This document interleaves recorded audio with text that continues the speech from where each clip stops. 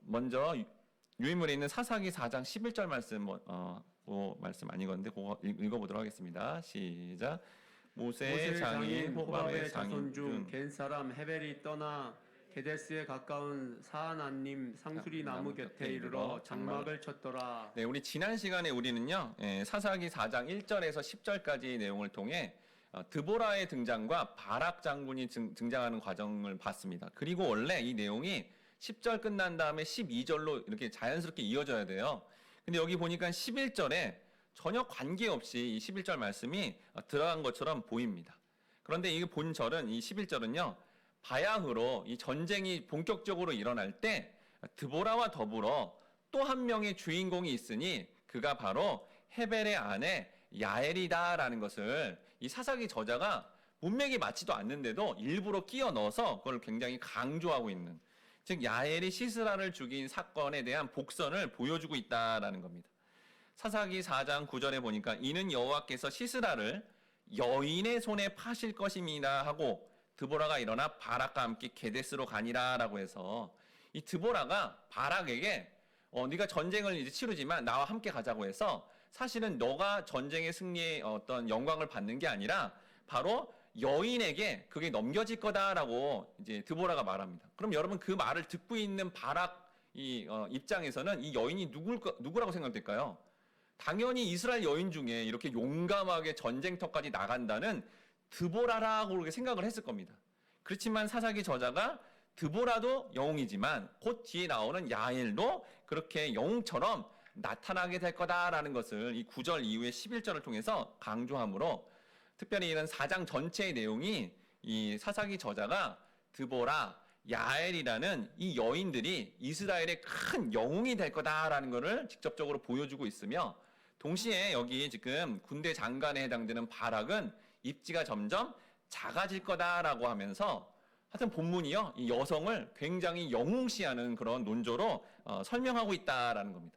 그럼 여러분 오늘 본문에서 왜 여성을 그렇게 영웅시, 이 전쟁인데도 불구하고 여성을 영웅시하면서 높여주고 바락을 비롯해서 오늘 4장에 나오는 모든 남자들은요 굉장히 입지가 작아지고 부족하고 연약한 존재로 왜 저자가 상세히 기록을 했을까요?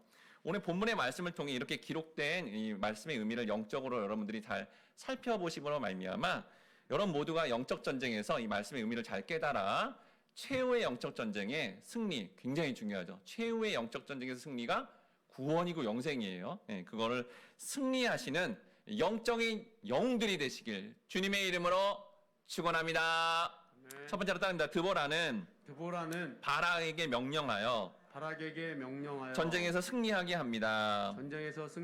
사사기 4장 12에서 13절 말씀 1번에 있는데 같이 읽어보도록 하겠습니다. 시작.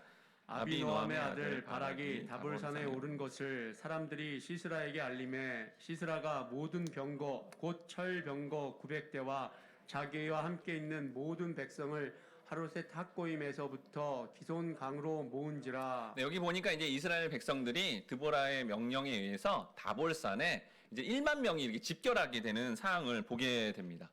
20년 동안 가나안의 나라에 이렇게 지배를 받아서 속국이 된 이스라엘이 한 번도 그렇게 뭐 봉기를 일으키거나 구테타를 일으킨 적이 없었는데 그렇게 반항을 하겠다고 무기를 들고 그렇게 다볼산에 모였다고 하니까 사실은 가나안 이 나라 입장에서는 전혀 예상치 못할 깜짝 놀랄 일이었습니다.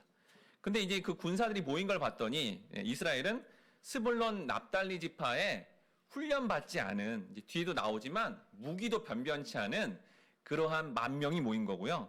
그에 반해 시스라는 굉장히 훈련되고 준비된 정예 군사들이 사실은 이렇게 모여서 전쟁을 하려고 준비하고 있다는 걸 알게 됩니다.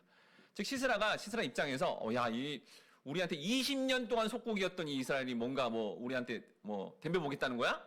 응? 가만두지 않겠어. 그냥 완전히 그냥 전멸시켜 버릴 거야. 이런 마음으로 사실은 강력한 의지를 가지고 군대를, 정예 군사를 다 모아놨다라는 겁니다. 근데 여러분 어디에 모였다고 합니까? 그 모인 장소가 하필이면 기손강이라고 돼 있어요, 여러분. 제가 이제 성지순례로 가봤는데 여러분 이스라엘에는요 우리나라 한강처럼 사시사철 늘 물이 흐르는 강이 아니라 계절강, 와디라 그래가지고 우기 때는 강물이 돼요. 그런데 건기 때가 되면 아예 물이 흐르지 않습니다. 그냥 딱딱한 땅이 돼버리는 거예요. 그런데 이때 마침 건기여서 이제 물이 흐르지 않으니까 여러분 뭐 이런 그 강이 만약에 거기 보면 이게 모래밭도 있고 이렇게 평야처럼 돼 있잖아요. 그러니까 이제 철병거부터 군대가 모이가 워낙 편하니까 앞에 다볼산이 있고 앞에 이렇게 그 기송강이라는 건기 때 흐르지 않는 강이 있으니까 거기로 다 집결하게 되었다라는 겁니다. 자, 이런 모든 과정이 사실은 하나님의 신명을 받아 드보라를 통해 하나님의 섭리가 이렇게 진행되는 것을 보게 됩니다. 하필이면 하나님이 어디에 모이래서 다볼산에 모이라고 하니까 그러니까 적들이 어디 또 집결할 수밖에 없어요. 건기 때 기송강에 모이게 함으로 말미암아 그렇게 그 배경을 연출하시고 하나님이 이때 건기라서 비가 전혀 안 내릴 것 같은데 하나님이 비를 내려서 그들을 전멸시킬 그런 사건의 배경을 만들어 버렸다라는 겁니다. 그 내용이 이제 사사기 5장에 있는데요. 사사기 5장 21절 말씀 같이 읽어보도록 하겠습니다. 시작. 기송강은 그 무리를 표류시켰으니 이 기손강은 옛 강이라 내 영혼아 내가 힘 있는 자를 밟았도다. 여러분 사사기 4장에는 어떻게 이 그 시스라의 이 철병거 부대를 이겼는지 구체적으로 기술이 안 돼 있어요. 근데 5장에 들어갔더니 5장에 봤더니 하나님 어떻게 해요? 기송강이 다시 강물이 흐르게 함으로 말미암아. 강물이 흐르면 어떻게 됩니까? 이제 거기가 질퍽질퍽해져서 사실은 철병거가 움직이지 못하게 되는 상황이 되어서 이스라엘 군대에게 고스란히 지게 되는 상황이 일어나게 되었다라는 거예요. 이 놀라운 전쟁의 역전이 일어나는 이 과정을 지금 누구의 입술을 통해서요?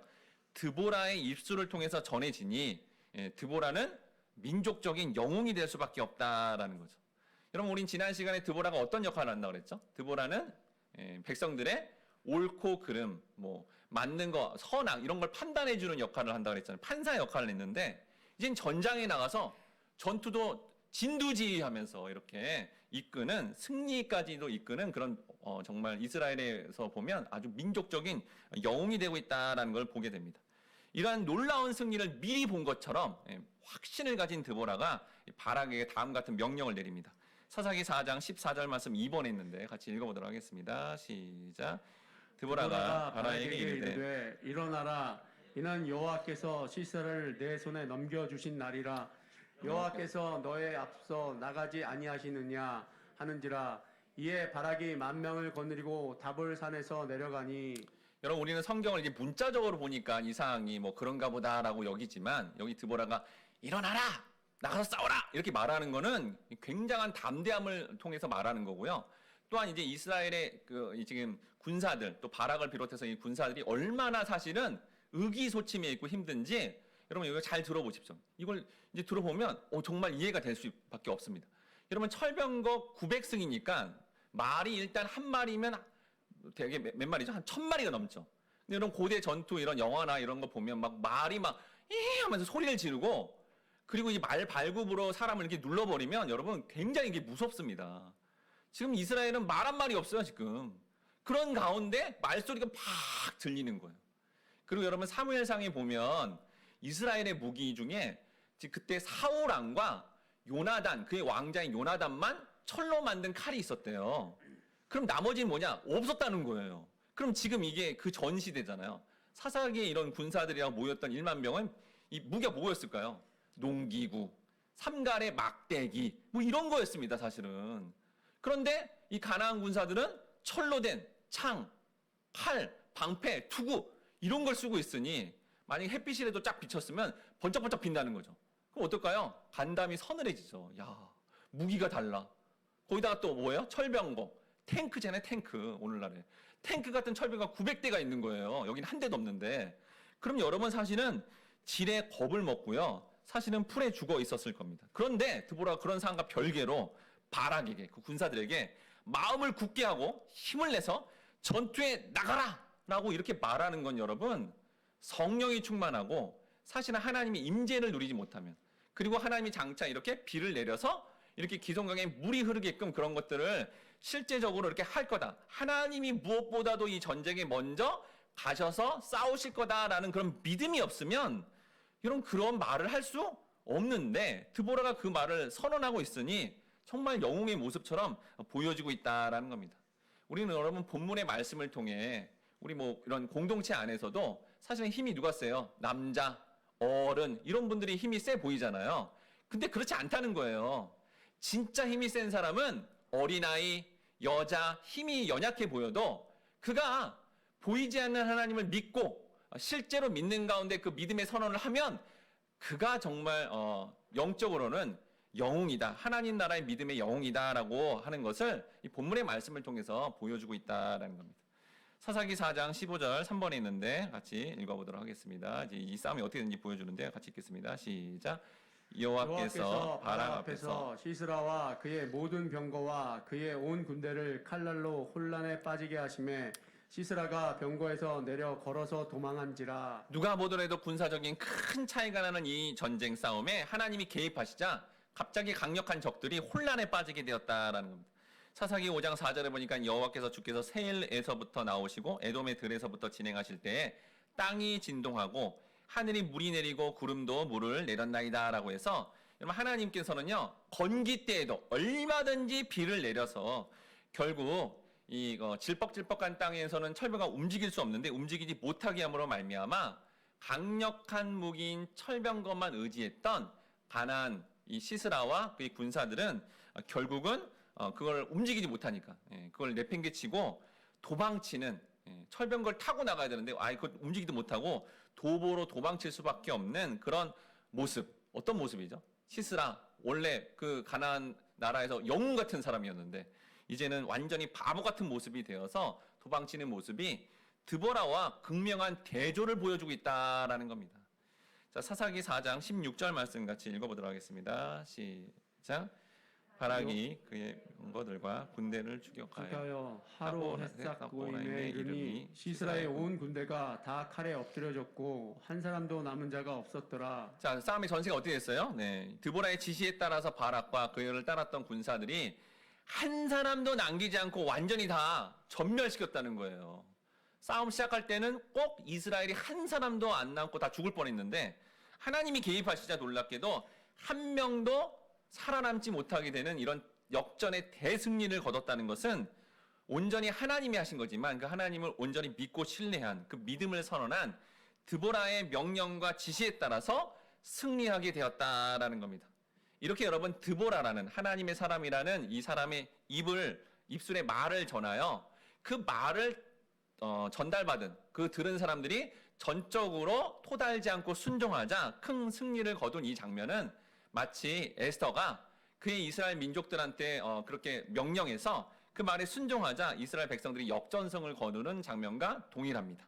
에스더 4장 16에서 17절 말씀 4번이 있는데요. 같이 읽어보도록 하겠습니다. 시작.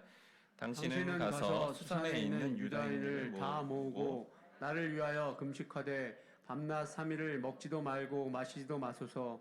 나도 나의 시녀와 더불어 이렇게 금식한 후에 규례를 어기고 왕에게 나아가리니 죽으면 죽으리이다 하니라. 모르드게가 가서 에스더가 명령한 대로 다 행하니라. 유대인들이 하만이라는 사람의 계략에 빠져서 사실은 모두 죽게 되는 상황이 되자 에스더라는 유대 출신의 여왕이 수산에 있는 모든 유대인들에게 명령을 내립니다. 자신이 왕에게 나갈 테니까 3일 동안 금식기도 하라고 명령을 내려요. 그러자 남자인 모르드게가 이거를 받들어서 거기에 모두가 순종하게 되자 이제 놀라운 역사가 일어났다는 거죠. 이렇게 에스더가 명령하고 이를 순종한 유대인들은 어떻게 되었을까요? 에스더 9장 5절에 보니까 유다인이 칼로 그 모든 대적들을 쳐서 진멸하고 에스더가 그런 같이 기도하라고 명령한 다음에 그 기도에 힘을 입어서 아하수의 왕한테 이렇게 부탁을 했더니 이제 유대인들에게 권한을 줘서 유대인들이 그 모든 대적을 진멸시키는 그런 권한을 얻어서 마침내 적들을 다 섬멸시켰다라는 겁니다. 여자 드보라의 말에 남자 바락과 군사들이 순종하자 승리한 것처럼 여자 에스더의 말에 남자 모르드게와 유다 백성들이 순종하자 결국 모든 적들이 다 진멸되었다라는 겁니다. 즉 여러분 하나님의 사람, 여러분의 영적 리더, 순장님이라는 분들 이런 분들이 바른 신학, 하나님의 음성, 하나님의 말씀을 전하면 그 말씀을 들었던 순원이나 그런 주의 백성들이 순종하면 우리도 우리의 삶에 겪고 있는 모든 문제들이 그런 영적 전쟁에서 승리하게 된다라는 것을 말씀을 통해서 계속 보여주고 있다라는 겁니다. 이는 여러분 하나님께서 누가 보더라도 전쟁의 약자이며 연약해 보이는 여자를 통해 강력한 하나님의 능력을 보이셨다라는 겁니다. 자, 이렇게 보여주는 이유는 무엇보다도 여자의 후손으로 오신 예수님께서 결국 성도의 대적을 다 치실 것을 미리 보여주는 겁니다. 창세기 3장 15절 말씀 다 함께 읽어보도록 하겠습니다. 시작. 내가 너로 여자와 원수가 되게 하고 내 후손도 여자의 후손과 원수가 되게 하리니 여자의 후손은 내 머리를 상하게 할 것이요 너는 그의 발꿈치를 상하게 할 것이니라 하시고 여자처럼 연약해 보이는 예수님께서 이 땅에 오셔서 어둠의 세력들을 다 물리침으로 말미암아 장차 주의 백성들을 어둠의 세력에서 다시 돌아오게 해서 자유케 하고 구원하게 하신다라는 겁니다. 이제 그 예수님이 최후의 성도의 대적들을 다음과 같이 완전히 진멸시킨다고 말씀하십니다. 요한계시록 19장 15절 말씀 같이 읽어보도록 하겠습니다. 시작.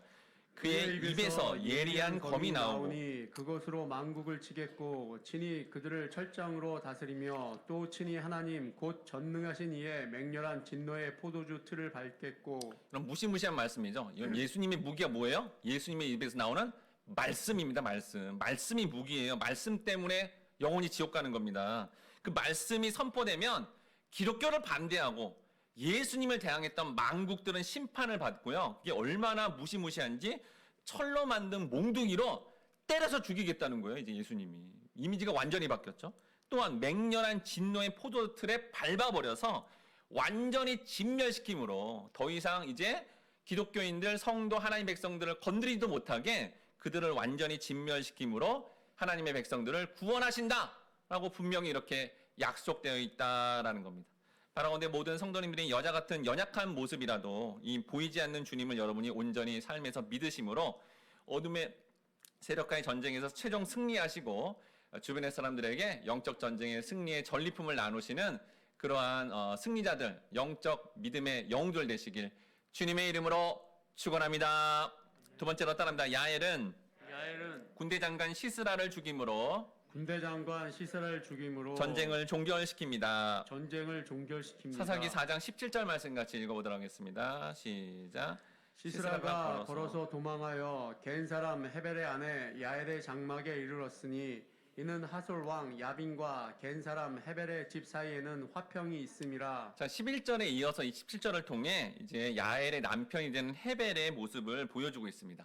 그가 사는 거주지가 가나안 왕 야빈 왕과 근처에 있어서 교류가 있었다라는 것을 보여주고 있고, 그래서 시스라가 원래는 자기 진영으로 도망가야 되는데 이렇게 하솔 왕과의 관계가 있는 이 지금 야엘의 장막에 굳이 찾아가게 되는 그 이유에 대해서 개연성 있게 설명해주고 있다라는 겁니다.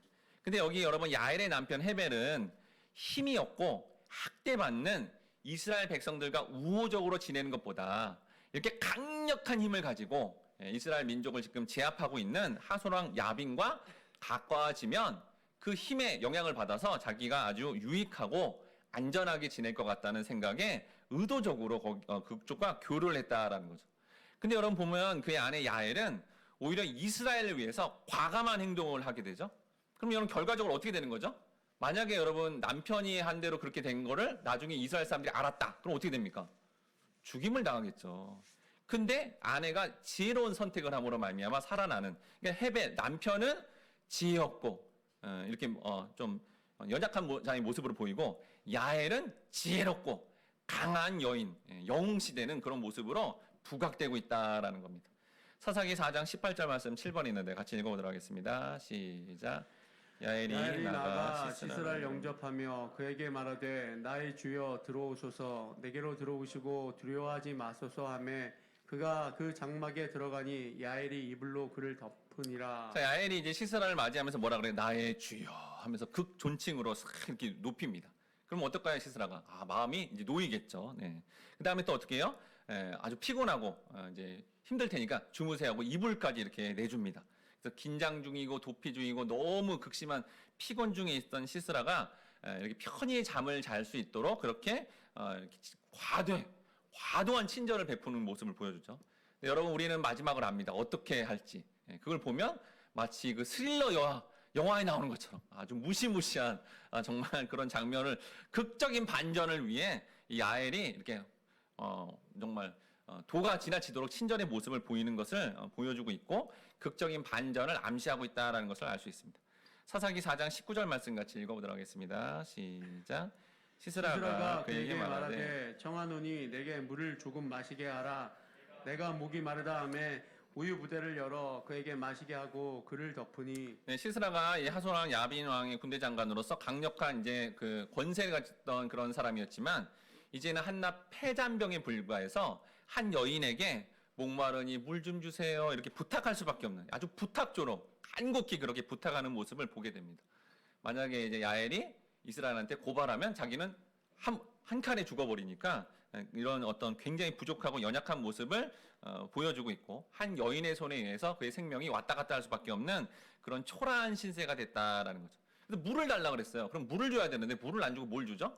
우유를 준다. 우리말로는 우유라고 돼 있죠. 근데 이게 원어적으로는 상당히 발효가 된 요구르트인데 고대 이때 당시에 굉장히 고급 음식입니다. 고급 음식.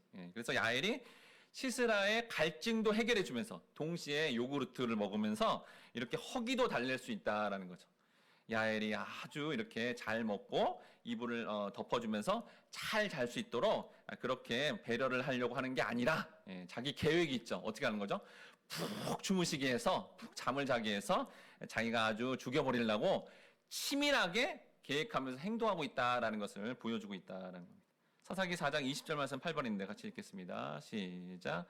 그가 또 이르되 장막 문에 섰다가 만일 사람이 와서 내게 묻기를 여기 어떤 사람이 있느냐 하거든 너는 없다 하라 하고. 여러분 시스라의 이 행동이 되게 하여튼 희화적이에요. 네. 자 이렇게 처음에는 막 굉장히 부탁했다. 물 좀 주세요. 막 이렇게 했다가 여인 보니까 너무너무 내 말을 잘 들어주는 거예요.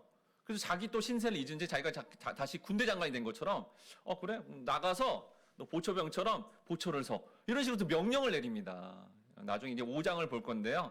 시스라는 굉장히 악한 악당이에요. 이스라엘 여인들을 성놀이개로 만들고 폭력을 행사한 아주 악한 악당입니다. 그런 이제 자기 모습이 나오는 거죠. 그렇게 얘기를 합니다. 그러면서 어디 가지 말고 야엘 보고 앞에 가서 이렇게 보초를 쓰다가 누가 있느냐 이게 굉장히 철학적인 질문이에요. 누가 있느냐라고 물으면 뭐라 그래요? 없다라고 그렇게 말하라라고 했죠. 여기 시스라가 말한 없다라고 말하라고 하는 것은 상징적인 의미가 있습니다.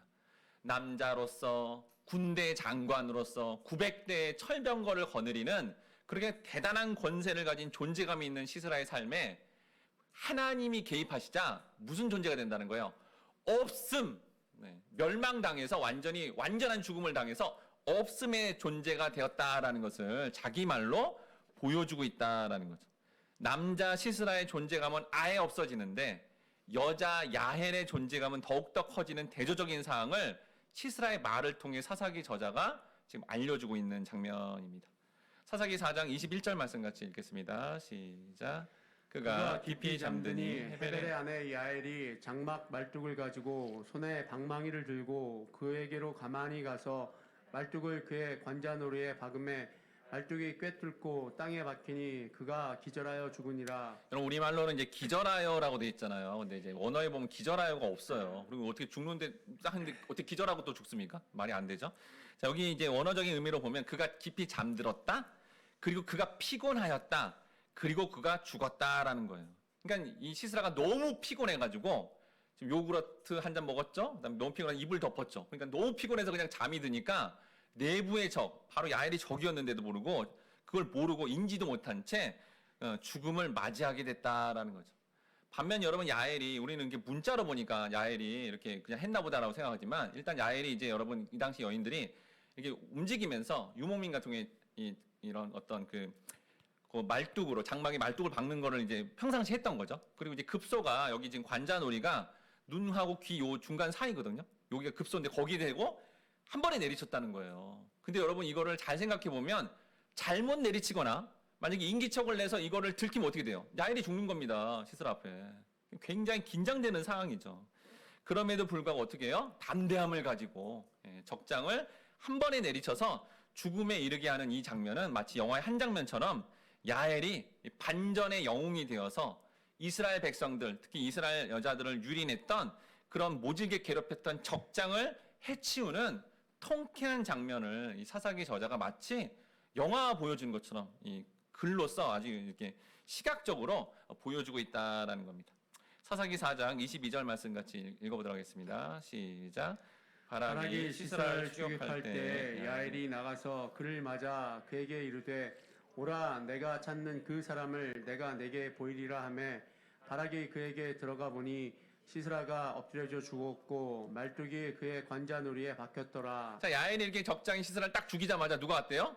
예, 이스라엘의 군대 장관 역할하는 지금 바락이 왔다라는 얘기를 합니다. 기송간 정투에서 도망치는 시스라 군대의 군사들을 한 명도 남기지 않고 다 죽였는데 다 시신을 확인했는데 그 적장이 없는 거예요. 시스라가 없는 거죠. 아, 여기 아니구나라는 생각에 이제 알아보다가 하솔왕 야빈과 이렇게 친분이 있다는 여기 지금 헤벨의 장막 쪽으로 부지런히 달려가지고 재추격해서 왔다라는 거예요. 근데 여러분 여기 한글 성경에는 안 나타나는데 원어 성경에는 여기에 뭐가 있냐면요. 힘내라는 감탄사가 2번이나 들어가 있습니다. 이 힘내라는 이 단어는 뭐냐면 특별한 관심을 유발하며 등장인물에게 놀랍고 감탄하면서 우리말로 해석하면 보라! 보라! 이런 의미예요. 정말 놀랍지 않냐? 보라! 보라! 이게 2번을 외치고 있다는 거예요. 그러니까 사사기 저자가 지금 이 야엘이 군대 장관 시스라를 죽인 이 장면을 주목해서 보라라는 거예요. 적국의 군대 장관으로 900승의 철병거를 거느렸던 군대 장관 이 남자가 연약한 가정주부에 해당되는 야엘에게 죽임을 당한 이 사건을 보라라는 거죠. 그리고 이스라엘의 군대 장관이라는 바락이 시스라를 쫓아왔지만 결국 한 여인에게 의해서 적장이 죽어져 있어서 초라해진 이 남자의 모습, 바락의 모습을 보라라는 거예요. 여러분 고대 전투에서 승리할 때 적장을 죽이거나 적장을 사로잡은 자가 영웅이 되는 거거든요. 근데 그 일을 누가 한 거예요? 군대 장관에 해당되는 바락이 아니라 이건 그냥 평범한 가정주부에 해당되는 야엘이 했다라는 겁니다. 그리고 야엘의 남편 헤벨은 힘의 논리에 의해서 이스라엘 편이 아니라 가나안 편을 들었다가 지금 가나안이 완전히 졌잖아요. 이스라엘이 완전히 승리했잖아요. 그래가지고 큰 잘못된 선택으로 이 자기와 자기 가정에 큰 비참한 일이 일어날 뻔했는데 아내의 과감한 선택과 이렇게 행함으로 이스라엘에게 큰 은혜를 받는 이 장면을 보라! 보라라고 외치고 있다라는 겁니다. 여러분 사사기 저자는 4장에 나오는 모든 남자들은 어리석고 패배하게 됨을 굉장히 강조하고 있다라는 겁니다. 패배한 가나안 왕 야빈, 군대 장관과 시스라, 여자를 의지해서 적장을 놓친 바락, 드보라의 남편 랍비롯, 야엘의 남편 헤벨은 아내는 이렇게 열심히 멋지게 이런 어떤 영웅적인 모습으로 싸우고 있을 때 도대체 이 남편들은 다 어디가 있냐는 거예요. 세상에서는 강하다는 남자들이 굉장히 연약하며 부끄럽고 창피한 모습이 되었다라는 겁니다. 그러면 사사기 저자는 왜 영웅처럼 보이는 2 여인의 위대함은 이렇게 강조하는가 동시에 또 이렇게 남자들은 굉장히 초라한 모습이 되는 것을 이렇게 왜 이렇게 강조하면서 그려놨을까요? 이 모습이 여성이 남자보다 더 우위에 있다 이런 얘기를 하는 것일까요? 이 말씀의 본 의미를 우리가 정확하게 알아야 된다라는 겁니다. 민수기 30장 14에서 16절 말씀 같이 읽어보도록 하겠습니다. 시작. 그의 남편이 여러 날이 지나도록 말이 없으면 아내의 서원과 스스로 결심한 일을 지키게 하는 것이니 이는 그가 그것을 들을 때에 그의 아내에게 아무 말도 아니하였으므로 지키되 됨이라. 그러나 그의 남편이 들은 지 얼마 후에 그것을 무효하게 하면 그가 아내의 죄를 담당할 것이니라.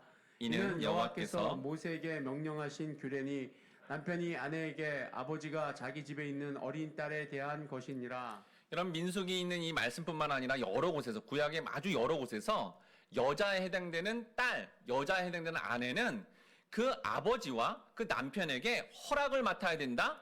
그리고 이렇게 그거를 유효하도록 그렇게 증명해 줘야 된다. 남자가 허락해 주지 않으면 아무것도 하지 않아야 된다라는 것을 사실은 성경이 굉장히 강조하면서 모든 여자는 남편과 아버지, 남자에게 귀속되어야 된다라는 것을 계속 선언하고 있습니다. 그럼 여러분 이게 지금 정반대잖아요. 오늘 본 본문과 요거는 또 완전히 다른 거예요. 그럼 왜 성경은 모든 여자가 남편과 아버지에게 귀속되어야 된다고 이렇게 강조하고 말할까요? 여기 민수기 말씀에 힌트가 있어요. 30장 15절에 보니까 그가 아내의 죄, 그러니까 남자가 여자의 죄를 담당하게 될 것이다 라는 거예요. 여러분 우리의 죄는 누가 담당하는 거죠? 우리의 이런 정말 지옥 갈 수밖에 없는 죄를 누가 담당했어요? 예수님이 담당했잖아요. 주님이 담당했죠, 주님이. 그러니까 남자는 누가 해야 된다는 거예요? 이 남자가 누굴 예표하고 있는 거예요, 다 예수님, 하나님, 남편이신 예수님, 아버지이신 하나님께서 여자인 신부가 되는 성도의 모든 죄를 담당함으로 구원을 받게 된다는 말씀을 구약 내내 그렇게 얘기한 거예요. 그래서 그 남편의 자리, 아버지의 자리는 주님이 계셔야 되는데 이거를 이 본 의미를 모르는 채 유다 남자들이 봐봐 율법에 이렇게 돼 있잖아. 이 밥상 이게 뭐야? 이런 식으로 여자를 괴롭히고 핍박을 했다는 거예요. 오늘 본문의 야빈과 시스라 남자인데 약자인 이스라엘 백성들 여자들을 유린하고 자기 이익만을 추구한 남자들이 됐다는 거죠. 세상의 힘, 저분이 강력하구나. 저분한테 붙어서 뭔가 해야 되겠다라는 야엘의 남편 같은 헤벨 같은 사람들은 반드시 패배하고 진멸하게 된다라는 거예요. 왜? 그 자리에 주님이 계셔야 되거든요. 어떤 주님이요?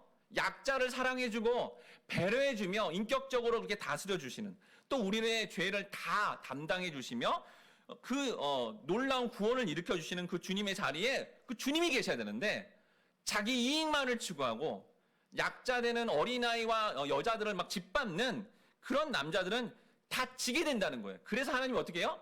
누가 보더라도 연약해 보이는 여자를 통해서 승리하게 하심으로 말미암아 이 일은 누가 했다는 거예요? 지금 드보라하고 야엘이 한 겁니까? 아니죠.